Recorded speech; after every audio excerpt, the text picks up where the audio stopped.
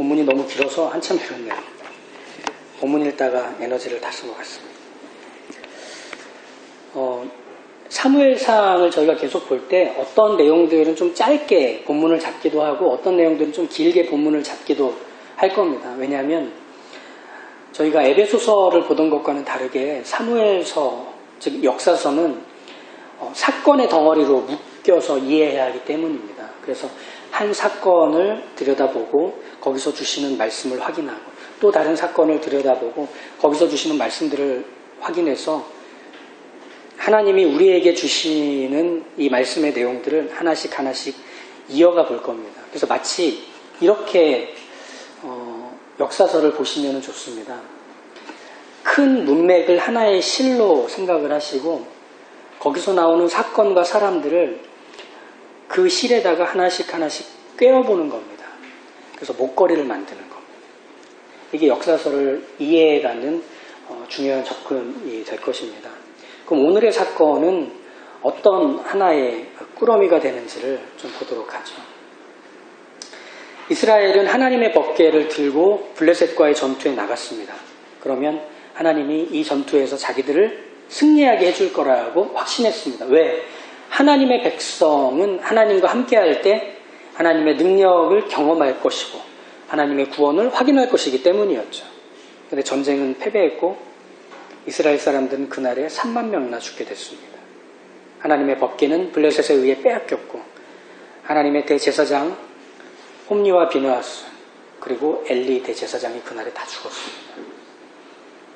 말 그대로 이스라엘은 하나님과 함께 한다면 경험할 수 없는 일들을 겪었다 여겼습니다. 그래서 이가봇, 하나님의 영광이 이스라엘에서 떠났다라고 봤던 거죠. 아버지와 아들들이 죽었던 그날 이스라엘의 구원이 경험되지 않은 그날에 이스라엘 백성들은 하나님의 영광이 더 이상 이스라엘에 없다고 말할 수밖에 없었습니다. 이와는 다른 분위기가 블레셋에 있었죠. 전쟁에서 승리했고 이 전쟁의 승리의 결과로 전리품처럼 하나님의 법궤를 들고 아스돗으로 들어갔습니다. 고대 근동의 전투는 이런 성격이 있었습니다. 이 나라의 지역신과 이 나라의 지역신이 대결하는 전투였습니다. 그래서 이 전쟁의 승리는 곧 신들의 전쟁의 승리와도 같았습니다. 그래서 이 나라가 전쟁에서 승리하면 이 나라의 신이 이긴 거였습니다. 그래서 블레셋의 수호신이었던 다곤이 모셔져 있는 아스돗의 신전에 하나님의 법궤를 들고서 그 신전에 안치시키는 것은 마치 승리의 트로피를 벽장에 놓는 것과 같은 이해가 블레셋 사람들에게 있었던 거죠. 잔치였습니다. 기쁨의 노래가 그 아스돗을 가득 채웠습니다. 그런데 하나님의 법궤가 다곤 신전에 들어간 그 다음날 아침 이 신전에 일찍 들어간 아스돗 사람이 충격적인 장면을 목도합니다. 그것은 다곤 신상이 하나님의 법궤 앞에 엎드려져 있는 거죠. 마치 그 신이 하나님의 법궤 앞에 무릎을 꿇은 것과 같은 모습으로 엎드려진 거죠. 얼굴이 땅에 박혀 있었던 거예요. 밤새 지진이 일어났는지 아니면 그 신상을 떠받치고 있는 바닥 부분에 문제가 있었는지 이게 엎어져 있으니 다시 일으켜 세웠죠. 대단한 일은 아닐 거라고 생각했지만 찜찜했습니다. 그런데 그 다음날 아침에 일은 더 심각해진 거죠. 그 신전에 들어가서 보게 된 것은 충격이었습니다. 전날처럼 하나님의 법궤 앞에 이 신상이 쓰러져 있는데 목은 부러져 있고 두 손목이 끊어져서 신전의 문지방까지 굴러와서 문지방에 닿아 있는 거였습니다. 이건 마치 무엇을 연상시켰느냐면 이스라엘의 신 여호와가 다곤 신을 사형시킨 것과 같은 모습을 연상시킨 겁니다. 고대에서 전투를 벌이고 나서 승리한 나라의 왕은 패배한 나라의 왕을 앞으로 데리고 와서 무엇을 하느냐면 먼저 손목과 발목을 끊어버립니다. 그것은 어떤 의미를 갖느냐면 이제 너희 나라는 우리 나라에 대해서 무기력하고 어떤 힘도 어떤 가능성도 모두 폐기됐다라는 걸 보여주는 거죠. 그래서 손목과 발목을 끊어버립니다. 그리고 나서 목을 칩니다. 이게 바로 이스라엘과 블레셋을 포함하는 고대 근동에서 나타나는 전쟁의 결과 후에 보여주는 모습이었죠. 이 모습이 비슷하게 신전에서 나타난 겁니다. 손목과 머리가 끊어져서 몸뚱이는 쓰러져 있고 그 문지방으로 굴러온 거죠. 아수도 사람들에게는 삽시간에 이 소문이 퍼졌을 겁니다. 그런데 이것과 맞물려서 또 하나의 사건이 터져버린 거죠. 그게 무엇이냐? 아수도의 전염병이 퍼진 겁니다. 많은 사람들이 이 전염병으로 인해서 삽시간에 이 병이 다 걸려든 겁니다. 죽어가는 사람들이 계속 늘어난 거죠. 그래서 블레셋 사람들은 이 사건 두 개를 나눠서 설명할 수가 없었습니다. 신전에서 벌어진 일, 그리고 자신들에게 일어난 이 전염병이 도는 일을 하나로 묶어서 이렇게 결론을 내린 겁니다. 이스라엘의 신의 괴가 자기들에게 오자 이스라엘의 신이 자기들에게서 무서운 일을 일으켰다. 이렇게 본 겁니다.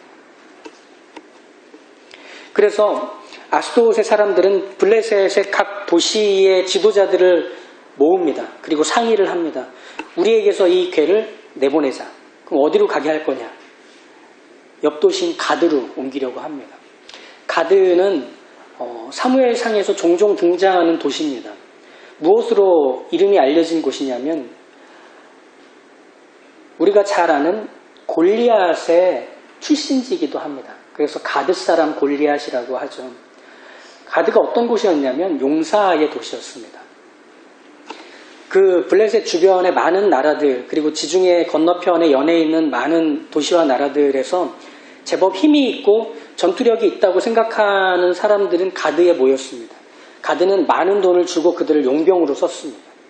그래서 이 가드는 힘이 있고 그리고 전투력이 상당한 사람들이 곧 그곳에서 인정을 받고 돈을 벌어서 부귀를 누리게 되는 특별한 나라, 특별한 도시였죠. 그래서 그것을 용사의 도시로 칭했습니다. 그러니까 블레셋 지도자들의 판단도 가드에다가 법궤를 갖다 놓으면 이 기가 센 도시와 그 사람들에 의해서 어느 정도 눌릴 거라고 판단을 했던 거죠. 그리고 초반에는 제법 가드도 그 가드 도시 사람들도 애를 썼던 것 같습니다. 전염병 관리를 잘 하려고 노력했고 정신무장에도 힘을 쏟지 않았나 생각합니다. 그런데 제법 다양한 방식으로 가드의 지도자들과 시민들이 저항을 했지만 5장 9절을 한번 보시면 여호와의 손이 심히 큰 환난을 그 성에 더하사 이렇게 나옵니다. 아스돗에서 나타났던 일보다 더 지독하고 큰 일이 가드에서 나타난 겁니다. 가드가 저항하면 할수록 하나님은 더 크게 일을 일으키신 거죠. 그래서 피해가 아스돗보다 더 심각했습니다. 성읍 사람의 작은 자와 큰 자를 다 쳐서 독종이 나게 했기 때문이죠. 아무도 피해갈 수 없는 상황이 돼버린 겁니다. 이렇게 악화일로로 상황이 치닫자 지도자들은 다시 또 옆 나라인 에그론으로 이 법궤를 옮기려고 합니다. 근데 에그론 사람들이 띠를 두르고 이걸 막습니다. 그래서 뭐라고 5장 10절에 얘기하느냐면 이스라엘 신의 궤를 우리에게로 가져다가 우리와 우리 백성을 죽이려 하는구나 이렇게 하면서 막습니다. 결사, 반대 이렇게 하는 거죠. 이스라엘로부터 빼앗은 이 승리의 트로피를 법궤라고 알았는데 사실 보니까 하나님의 무시무시한 영광이 담긴 저주와 재앙의 칼날이라는 것을 모든 블레셋이 확인했던 겁니다. 그래서 7달간 이 하나님의 칼날은 블레셋을 찢어 쪼개놓은 겁니다. 그래서 그 경험을 통해 블레셋은 이렇게 5장 11절에 얘기하죠. 이스라엘 신의 궤를 보내어 본초로 돌아가게 하자. 다시 돌려주자. 우리는 감당하지 못하겠다. 근데 이제 돌려보내는 것까지는 결의를 했는데 그 다음이 문제였습니다. 어떻게 잘 돌려보내야 우리에게 후환이 없을까? 였습니다. 그래서 지도자들은 블레셋의 제사장들과 복술자들을 부릅니다. 종교 지도자들이죠. 상의를 합니다. 어떻게 돌려보내야 할까? 그래서 이 종교 지도자들이 이렇게 제안을 합니다. 거룩한 법궤를 잘못 건드렸으니까 속건제를 드려서 너희가 잘못했다라는 것을 그 이스라엘의 신에게 용서 빌어라. 여기서 속건제라는 건 뭐냐면 거룩한 물건을 잘못 만졌을 때 그 죄를 용서받는 제사입니다. 그게 속건제입니다. 그러니까 물건에 대해서 죄를 속함받는다 이런 뜻이죠. 그래야만 전염병도 사라지고 신의 진노도 가라앉을 것이라고 얘기를 해줍니다. 그러면서 도시 수대로 금독종 5, 금지 5을 만들어서 이 여호와께 영광을 돌리라 이렇게 얘기합니다. 근데 거기다가 하나 더 제한을 추가합니다. 이 제한이 사실은 중요한 부분이었죠. 뭐냐면 7개월간 벌어진 이 일의 배후를 확인하는 거였습니다. 7개월 동안 온 나라가 쑥대밭이 됐는데 도대체 이 일이 우연히 일어난 것인지 아니면 정말 이스라엘의 신이 벌인 일인지를 확인해 보자는 거였습니다. 그래서 종교 지도자들이 뭐라고 제안을 하느냐면 하나님이 한 일인지에 대한 확인으로 초자연적인 방법을 우리가 보도록 하자 이거였습니다. 방법은 그거죠. 법궤를 실은 수레를 암소 2마리에게 끌게 하는 거였습니다. 근데 법궤를 실은 그 수레를 끄는 2마리의 암소는 조건이 있었습니다. 첫 번째는 아직 젖이 나는 소였습니다. 무엇이냐면 새끼를 낳은 지 얼마 안 된 소. 그리고 한 번도 수레를 끌어보지 않은 소였습니다. 이 2가지 조건을 통해 무엇을 확인할 수 있느냐면 이 암소 2마리는 사람에게 길들여지지 않은 본성에 끌리는 소들이었다는 겁니다. 그러면 이 수레를 끌게 하면 소들은 수레를 어떻게 끌어야 하는지도 모를 겁니다. 그리고 수레를 끄는 사람이 없기 때문에 자기가 가고 싶은 대로 갈 겁니다. 그럼 본성상 어디로 가게 되느냐? 자기가 낳은 새끼들이 있는 우리로 갈 겁니다. 아직 젖이 나고 있잖아요. 아직 그 새끼들에게 먹여야 할 젖이 있기 때문에 새끼들이 음매하고 울면 거기로 돌아가는 게 본성으로 갖고 있는 소들이었습니다. 그래서 이 암소 2마리가 자기 우리로 돌아가게 되면 이건 우연히 일어난 일이고 만약에 이것이 이스라엘 지경으로 들어가게 되면 이건 하나님이 하신 거라는 확인을 하는 거죠. 그래서 수레에다가 하나님의 법궤를 싣고 그 속건제 예물들을 올려놓고 이제 2마리의 암소에게 끌게 합니다. 그러자 어떤 일이 벌어졌느냐? 이 암소가 울면서 이스라엘로 올곧게 갑니다. 왼쪽으로 오른쪽으로 치우치지도 않고 마치 누군가가 그 소 2마리를 끌고서 가는 것처럼 울면서 그 자리를 갑니다. 여기서 울었다는 건 막 그거죠. 내 본성은 뒤로 돌아서 우리로 가야 하는 건데 끌려가듯이 가는 겁니다. 그러니 블레셋 사람들은 그 뒤를 쫓으며 무엇을 확인했느냐면 우리가 겪었던 그 모든 일은 이스라엘의 신이 했던 거구나.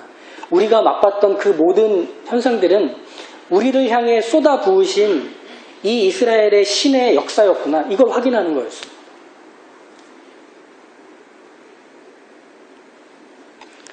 그래서 그걸 블레셋 모든 사람들이 확인하고 이제 이스라엘 지경으로 이 수레가 들어가자 그들은 다시 자기들이 있는 곳으로 돌아갑니다. 근데 우리가 여기서 먼저 좀 확인하고 가야 할 부분이 하나 있는데요. 그럼 블레셋 사람들이 하나님이 하신 일이란 것을 이 암소 2마리가 끄는 수레가 이동하는 모습을 보면서 하나님을 믿게 되는 걸로 이어졌을까요? 야, 하나님 살아계시구나. 하나님이 우리에게 그 전능하심으로 병도 일으키고 다곤신도 넘어뜨려서 다곤신보다 크신 하나님이란 걸 보였구나 라고 하는 걸로 블레셋 사람들은 하나님을 믿게 되는 계기로 삼았느냐는 거죠. 그렇지 않았습니다. 사울의 시대와 다윗의 시대에서 보던 것처럼 블레셋은 굴하지 않고 이스라엘로 계속 공격해 들어갔습니다. 어떻게든 이스라엘과 싸워서 그 땅을 얻는 게 그들의 목적이었습니다. 하나님께서 이스라엘에게 그 땅을 주셨다는 걸 안다 해도 블레셋은 그 땅을 포기할 이유가 없었던 거죠. 즉 하나님이 일하시고 하나님이 살아계신 걸 안다고 해서 블레셋이 하나님을 믿는 것은 아니었다는 겁니다. 다른 종교를 가지고 있고 그리고 무신론을 추구하고 있는 사람들에게 보여지는 것은 난 하나님을 안 믿어가 아니라 오히려 그들의 관심사는 하나님이 무슨 일을 하셨는지에 대해서는 늘 관심이 있습니다. 이게 뜻밖이죠.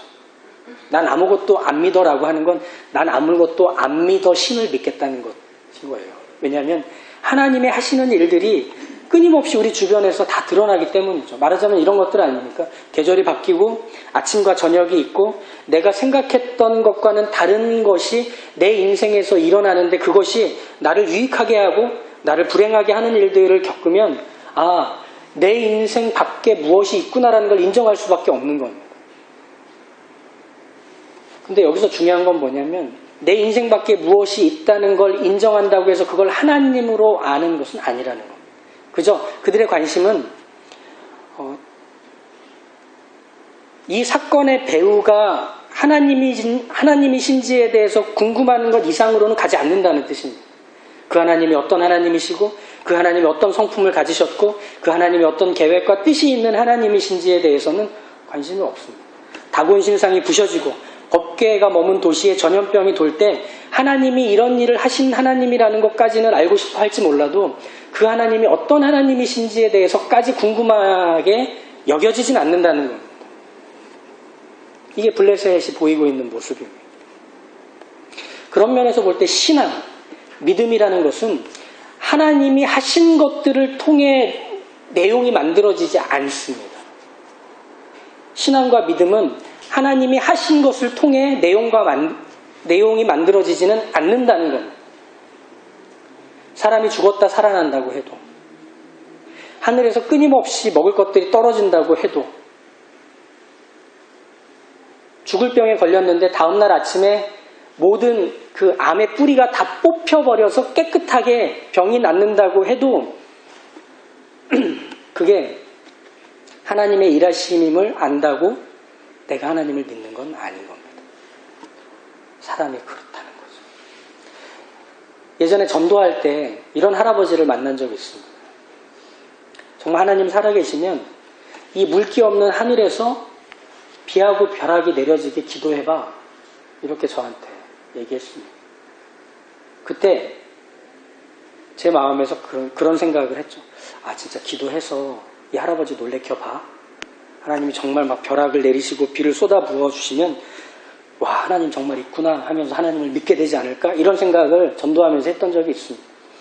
근데 사람은 아무리 양보를 해도 하나님이 계시다는 것을 인정하고 동의할 수 있을지 몰라도 하나님을 믿진 않아요.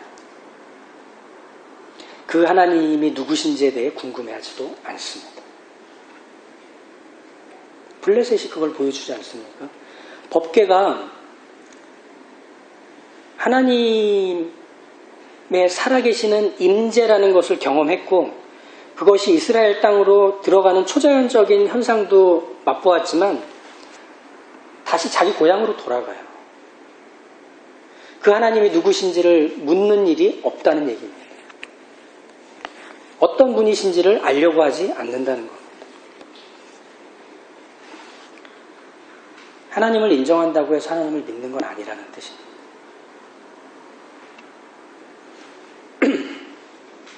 그런 점에서 신앙과 믿음에 채워지는 내용은 하나님의 일하심을 얼마나 경험했는지가 아니라 하나님이 누구신지를 아는 것이 그 내용이 됩니다. 그 하나님이 나를 위하여 그 하나님이 이런 성품으로 여전히 일하시고 그 하나님이 내 인생에서 이렇게 하시는 하나님이시라는 것을 우리가 그 다음으로 계속 알아가고 확인하고 씨름하고 고민하고 싸워갈 때 그것이 우리의 믿음의 내용이 된다는 거죠. 그런 면에서 보면 믿음은 이런 거예요. 이미 계신 하나님 앞에서 그 하나님이 누구신지를 끊임없이 확인해가는 것이 우리의 믿음의 내용이 되는 겁니다. 축구 경기를 보면 골대가 있지 않습니까? 이 골대는 규격이 전 세계가 똑같습니다. 길이가 7.32 그리고 높이가 2.44. 이 규격은 어느 나라나 어느 도시나 어느 경기나 다 똑같습니다. 경기장의 크기는 좀씩 달라요. 축구 경기장이 뭐 90m부터 120m까지 규격이 길이가 좀 다 다른데 골대는 다 똑같습니다. 신기하지 않나요? 그래서 축구 선수들이 뭘 하느냐면 매일 밥 먹고 그 골대에다 공을 넣는 연습을 해요. 왜냐?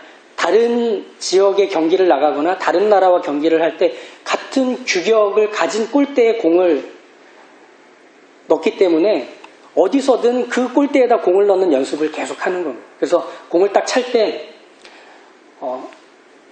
골대 윗부분을 딱 맞췄다. 아, 내가 여기서 찰 때는 이 정도 힘으로 이 정도 각도로 발 안쪽으로 이렇게 차가지고 돌려 넣으면 다음에는 이 골대 안쪽으로 공이 들어가겠구나. 이걸 계속 몸으로 익히는 거예요. 우리가 하나님을 안다라고 하는 것은 하나님이 하신 일을 경험하는 것으로가 아니라 마치 규격화된 골대에 공을 넣기 위해서 계속 몸으로 익히는 것과 같은 겁니다. 무슨 말이냐? 이미 계신 하나님, 이미 계신 그 하나님을 내가 끊임없이 마주하고 확인하고 경험하고 그것에 대해서 하나님께 묻고 찾는 것을 통해서 우리의 인생은 하나님이라는 내용을 만들어가는 겁니다. 이 정도로 차면 이쪽 왼쪽 끝으로 들어갈 수 있겠구나. 그걸 우리가 계속 몸으로 익혀가는 것입니다. 이미 계신 하나님을 인정하는 것입니다. 이게 우리에게 얼마나 힘든 일입니까?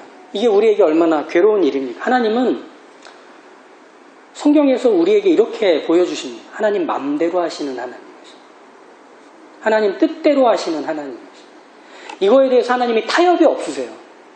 그래서 하나님은 어디까지 하나님의 뜻을 성취해야 하시냐면 당신의 독생자를 십자가에 달려 죽게 하시는 그 계획을 아담과 하와가 죄를 지은 후에 약속하신 것부터 해서 타협 없이 쭉 전개하셔서 완성시키신 겁니다. 다른 방식으로가 아니라 그 방식으로밖에는 안 하시겠다는 겁니다. 이게 하나님을 믿는 우리에게 얼마나 큰 용기가 필요한지 모릅니다. 우리는 이렇게 생각을 하고 싶어 해요. 이스라엘과 같이 하나님과 함께하면 이기는 건데, 하나님과 함께하면 구원받는 건데, 나의 아들들과 나의 아버지들이 다 그 자리에서 죽고 법궤가 빼앗기고 블레셋의 칼날에 의해 온 이스라엘이 찢어졌다. 그러면 하나님은 안 계신 거다. 하나님은 일하지 않으셨다. 그래서 하나님의 영광이 이스라엘을 떠났다. 이렇게 결론을 짓는 겁니다. 이가봇. 하나님의 영광이 이스라엘을 떠났다. 그런데 하나님은 어떻게 하시죠? 블레셋에서 다곤의 신상을 쪼개버리세요. 아스돗과 가드에서 하나님의 진노의 손길에 의해 사람들이 전염병에 걸려서 죽어나가요. 그러면 블레셋에서 일하셨던 하나님이 블레셋과의 전투에서 계시지 않았던 하나님이냐? 그걸 아니라고 말할 수 없는 겁니다. 하나님은 그 전투에서도 계셨고 블레셋 속에서도 계셨던 하나님인 거예요. 믿음은 그 두 개를 연결하는 것, 그 두 개를 묶어버리는 것. 이해할 수 없는 하나님, 동의할 수 없는 하나님, 내 뜻대로 움직이시며 내 때에 일하시지 않는 하나님을 우린 인정하고 받아들이기 위해서 씨름하고 고민하고 몸부림치고 마치 규격화된 축구 골대를 보면서 계속 골을 넣는, 그걸 몸으로 익히는 연습을 하는 것과 같은 게 신앙생활이라는 겁니다. 그러니 이게 얼마나 힘든 일이에요.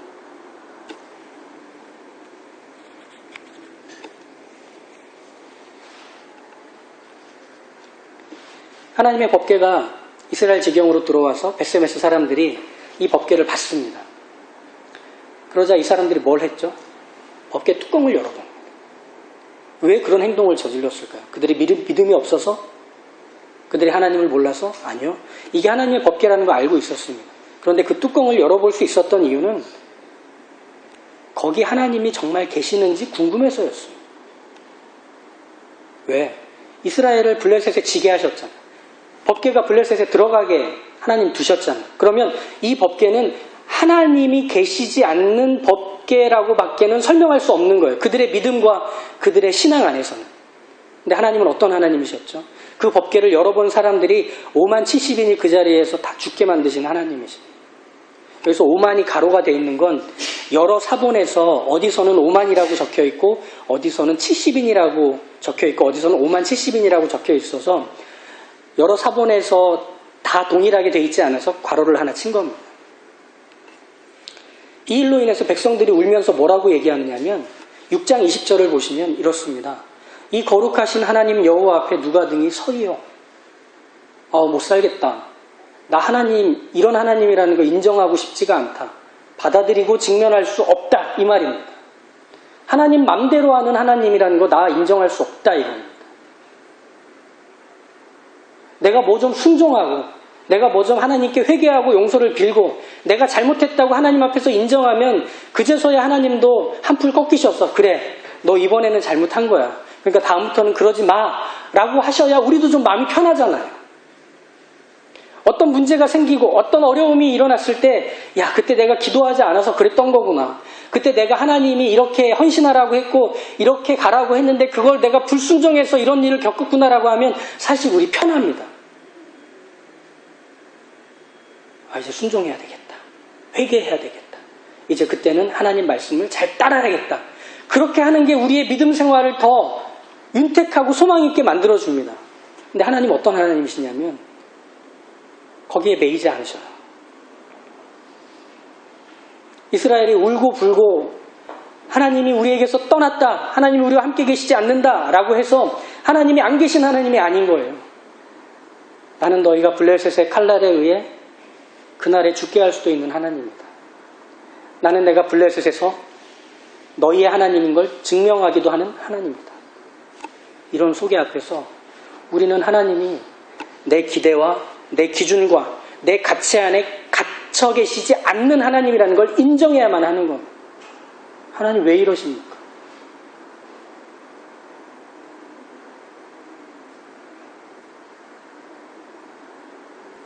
우리도 그런 질문을 할 때가 있지 않습니까?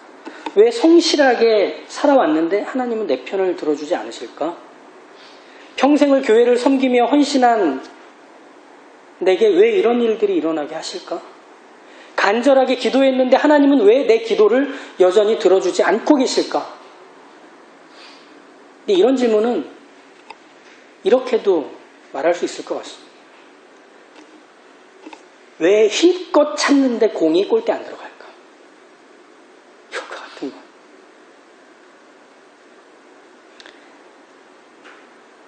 하나님은 우리에게 갇혀 계시지 않습니다. 오히려 규격화되어 있는 이미 계신 그 하나님 앞에서 우리가 그 하나님이 누구신지를 계속해서 확인하라고 하실 뿐입니다. 한나의 기도가 바로 그 내용 아니었습니까? 하나님은 누구시냐? 죽이기도 하시고 살리기도 하시는 하나님이시다. 있게도 하시고 없게도 하시는 하나님이시다.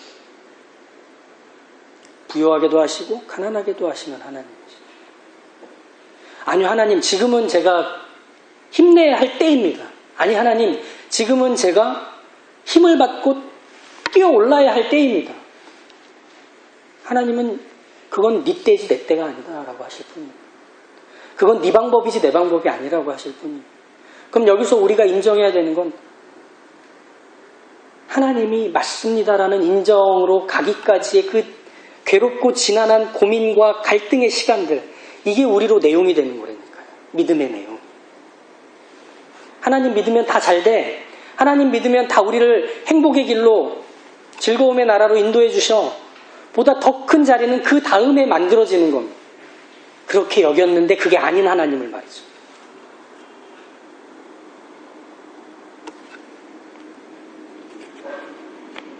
왜 하나님 이렇게 하십니까? 하나님 이때는 이렇게 하시는 게 맞지 않습니까?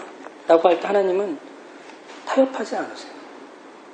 그럼 거기서 뭐가 확인되느냐? 아, 하나님은 내가 아는 것보다 크시구나. 그럼 여기서 내가 하나를 배웠구나. 이겁니다. 공부 잘하는 친구들 특징 중 하나가 오답 노트를 작성합니다.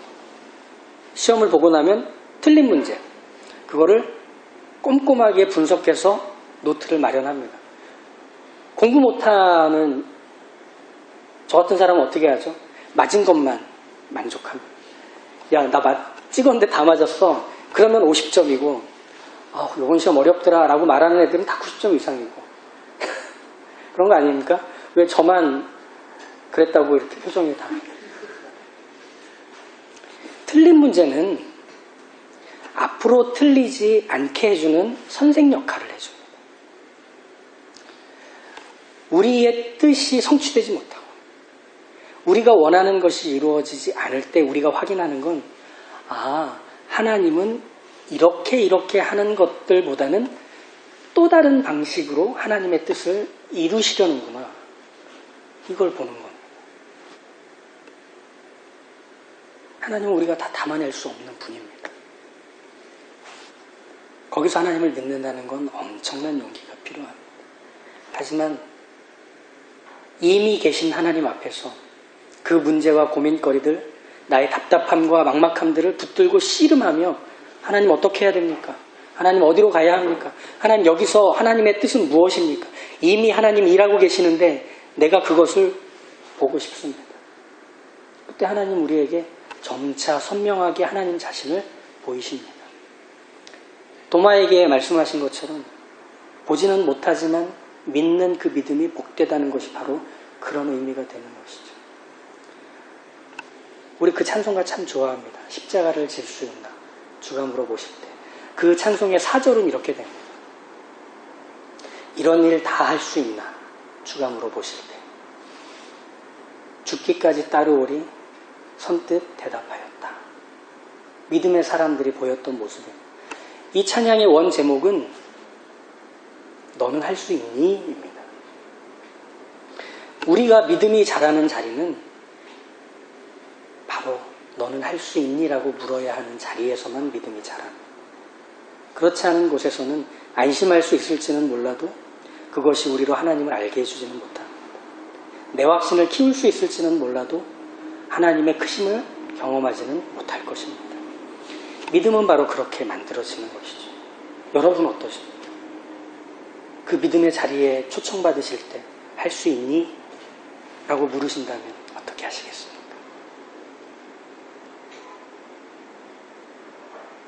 저한테 물으셔서 저는 이렇게 대답했습니다. 너무하십니다. 언제까지 이러시려고. 그런데 그 다음 날에도 하나님은 나를 여전히 살게 하셔서 하나님의 행하심을 맛보아 알게 하셨습니다. 우리가 그 삶을 살고 있습니다. 그러니 하나님의 크심 앞에 우리를 묶어 하나님의 가시는 곳까지 믿음의 장성한 분량으로 자라가시는 주의 모든 자녀들이 다 되시길 축복합니다.